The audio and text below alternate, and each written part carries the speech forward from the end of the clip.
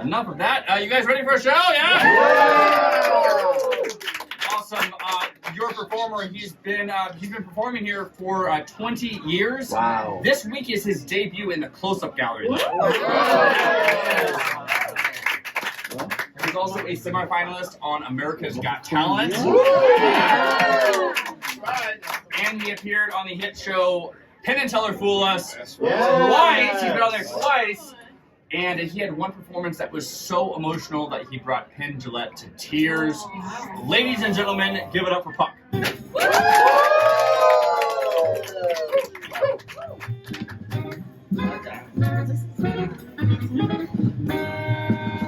And now, right? Here's my presenting this cue card. Without saying a word. I would like you to help me. Look at your back. Oh, yep, I'll hold you agree. I shall. Cover cards, all these. Okay. Got it. Got the card. Okay.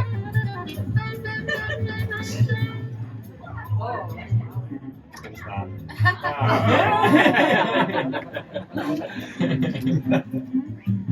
Not really. Okay. It is the Six of Hearts. The Six of Hearts.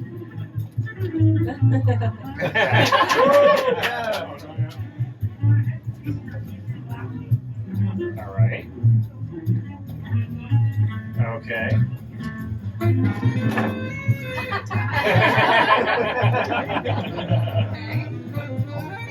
There's somewhere. All right. Okay. Yeah.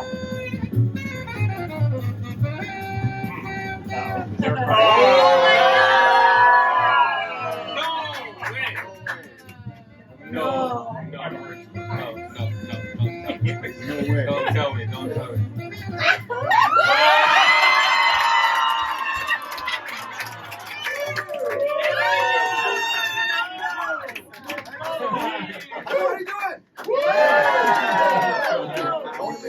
My name is Parker. I'm originally from Roosevelt, New York.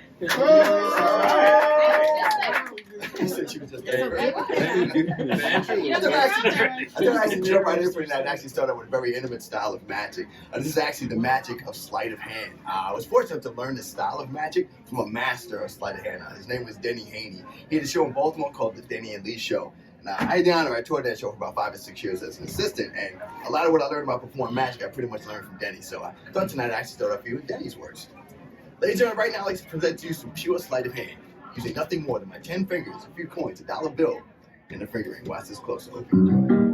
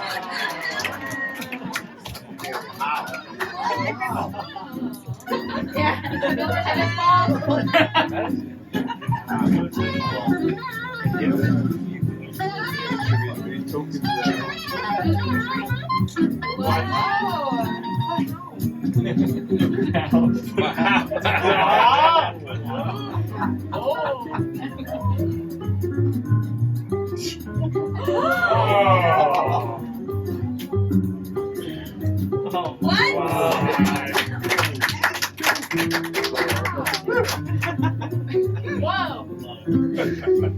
What is going on?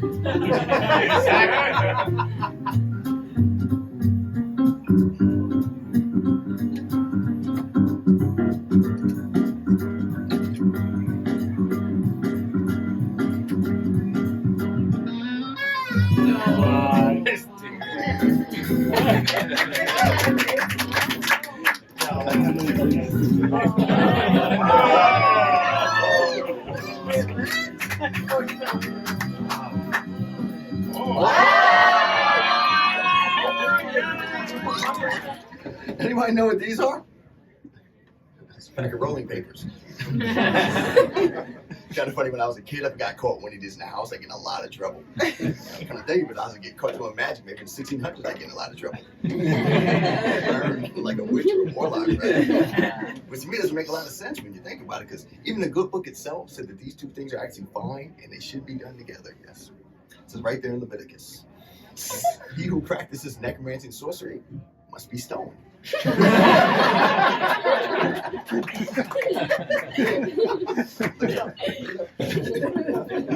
gonna show you something really cool with one sheet of cigarette paper. Watch this close, we'll have a little fun.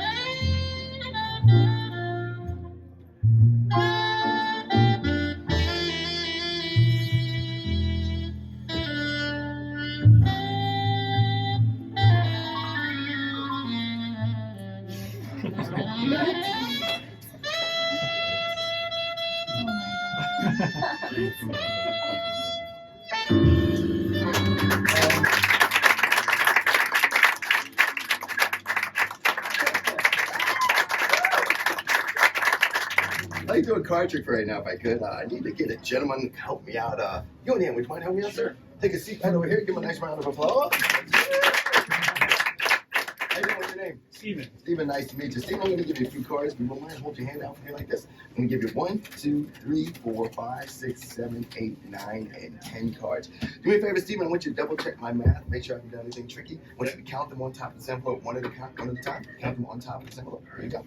I don't want to touch them. 1, 2, 3, 4, 5, 6, 7, 8, 9, 10. Perfect. Do me a favor, take this envelope, check it out really well. Make sure it's not a trick envelope. If you want, you can hold it up to the light. Make sure you can't see through it. Look good? Yeah. Take me over, take the cards. I want you to place them inside the envelope and then stick out your tongue for me if you will. Go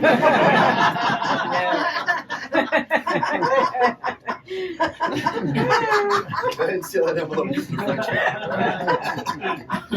I don't want to come anywhere near that envelope. So I want to come anywhere near that envelope. So why don't you put that envelope deep down to your front pants pocket? That way I can't get to it, all right? I'm going to count out a few more cards here. There's 1, 2, 3, 4, 5, 6, 7, 8, 9, 10 more cards. Now, here's what we're going to do. You're going to help me out. I need to find some people in the audience to help pick cards. So do me a favor. I'd like you to look over here. Maybe pick one person that I can use. I think you're in the pink over there. In the pink? All right, here's what's going to happen. You stay right where you are. I'm going to go through the cards like this. Anytime you get the urge to say the word stop, and that'll be your card. Stop. This one right here. Yeah. You remember this card, and a few people around you can help you memorize it as well. Somewhere maybe in the middle. In the back, this gentleman. Same thing. Stop. This one or this one. Your right hand. This one right here? Yeah. Okay, you remember this card, and everybody else can help you remember it as well. And you want one person, maybe someone on this side. How about you standing up? There we go. Stop. All right, you remember this card. A few people help you memorize it as well. Do you ever count these cards again? Make sure they are indeed 10 cards. I ever done anything tricky? 5, 6, 7, 8, 9, 10. Great. Do me a favor. Take this card, place them inside this envelope, and again, stick out your tongue and seal that puppy shut.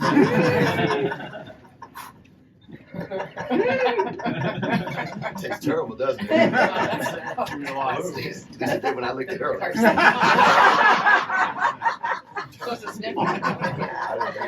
made out with it a little bit. I need to get another gentleman to help me out. Look over around here. How about you? Would you mind help me out? Sure. Yeah, take a seat right down here and everybody give him a round of applause. Before everyone let you before you sit down, place this into your front pants pocket for me. Okay. And here's what I'm going to attempt to do this evening. I'm going to attempt to make 3 cards vanish from his envelope. They're going to fly through the air invisibly and end up in your envelope over here. But not just any 3 cards, but the 3 cards selected by you folks in the audience. I don't know what they are. We're going to find out real quick. Our first card. It's a Jack of Hearts. Second card. Ace of Hearts. Ace of Hearts. And the last one? 7 of Hearts. 7 of Hearts. Okay, so Jack of Hearts, Ace of Hearts, and 7 of Hearts will be the only cards to fly if we are successful. Gentlemen, do me a favor, sit towards the audience, directly towards the audience. Knees together, hands at your sides. I'm not going to let you guys see exactly how I do this, so I'm going to be using this dinner napkin to shield the magic, okay? Do me a favor, gentlemen, just stay as stiff as you possibly can for about the next 30 seconds. Little 3-card flying music. This doesn't cost extra, does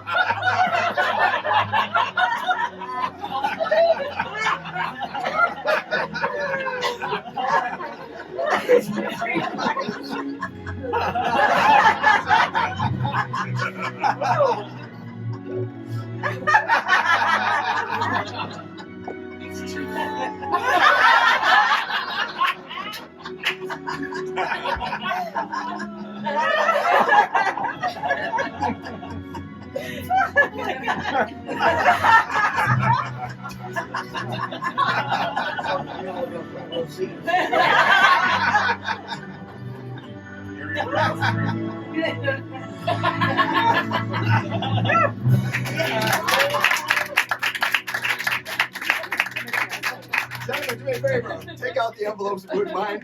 Rip the envelopes open, just rip it clean open. Right on top, just rip it right across. Take the cards out if you wouldn't mind. Hold on to the cards, don't do anything yet. Now take the empty envelopes. They are empty. No more cards, but you still have some cards left. Oh,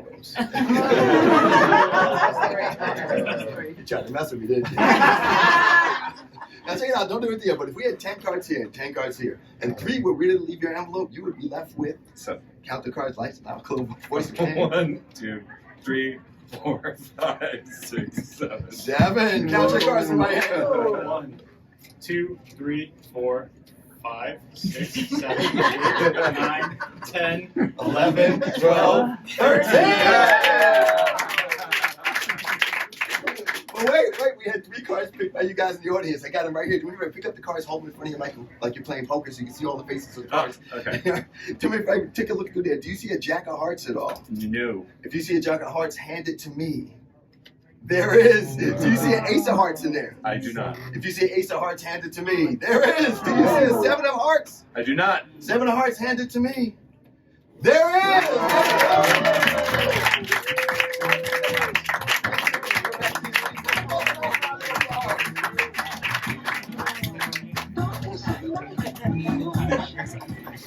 Folks, I'm going to close you right now actually with something kind of personal if I could. I actually spent the first years of my life growing up in different foster homes until eventually I ended up getting adopted when I turned 5.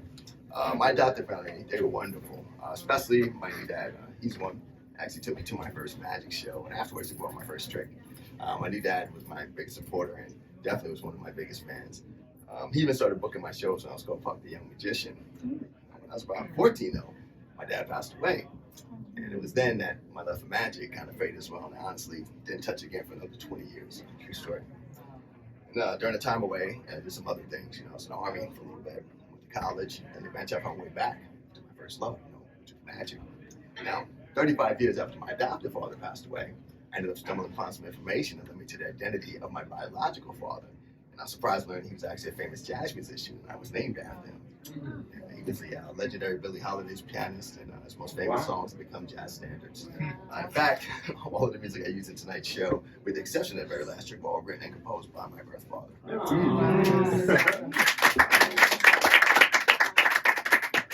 Unfortunately, though, I never got to meet him because he died before I was able to find out who he was. But I just kind of look at it like this. In my life, I've been blessed. I had two earthly fathers. And one gave me the potential to become an entertainer, and the other gave me the belief to make that possible. So right now, if I could, using another one of my birth father's original songs, this one's entitled Soul Eyes. I'd like to dedicate this last piece to my two dads.